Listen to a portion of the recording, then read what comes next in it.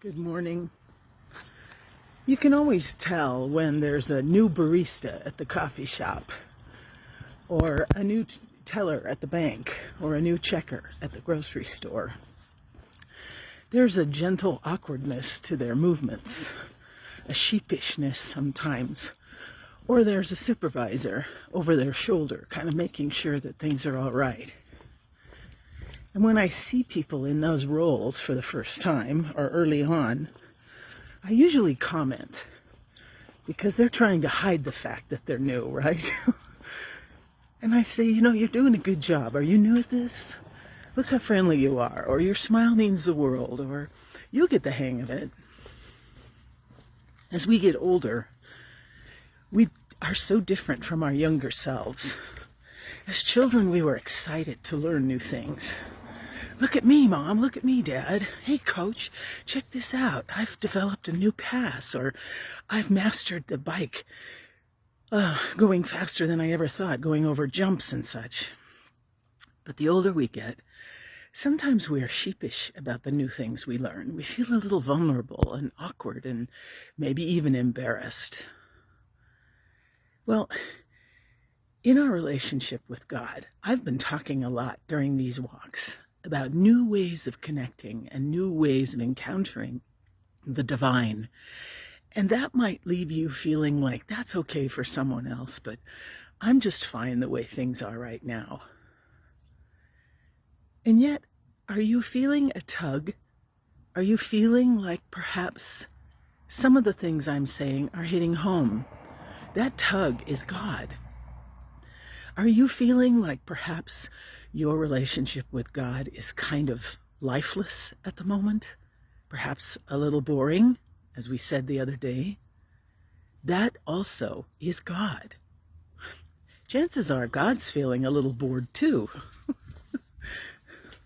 We're embarrassed about, at this point in our lives, we should know how to pray. Or the way we've prayed have served us well. Why should we change? And yet, in any relationship that is vibrant and alive, change is part of it, and you've lived long enough to know that. And so we have the opportunity now to encounter God in a new way. What will that look like? How will you allow God to connect with you in ways that hasn't existed before? We talked a little bit the other day about lists.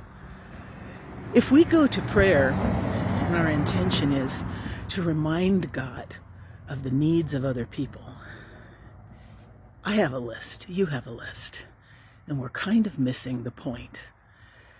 Years ago, one of my students gave me one of those hardback empty books that I ended up filling with hundreds of names of people who've asked me to pray for them.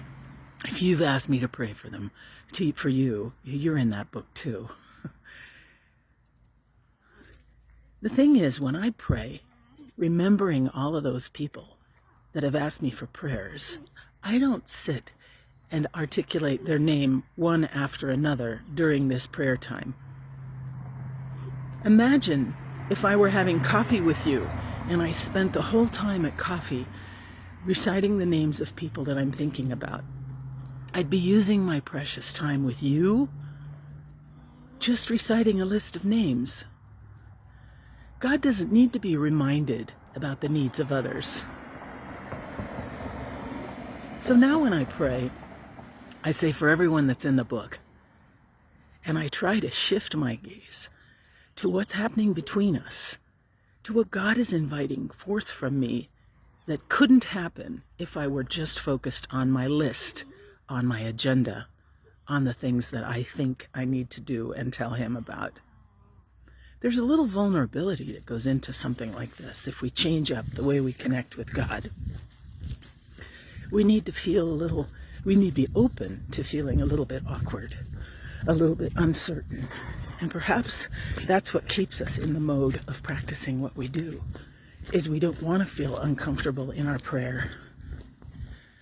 And yet, our relationship with God, we know, is not about being comfortable.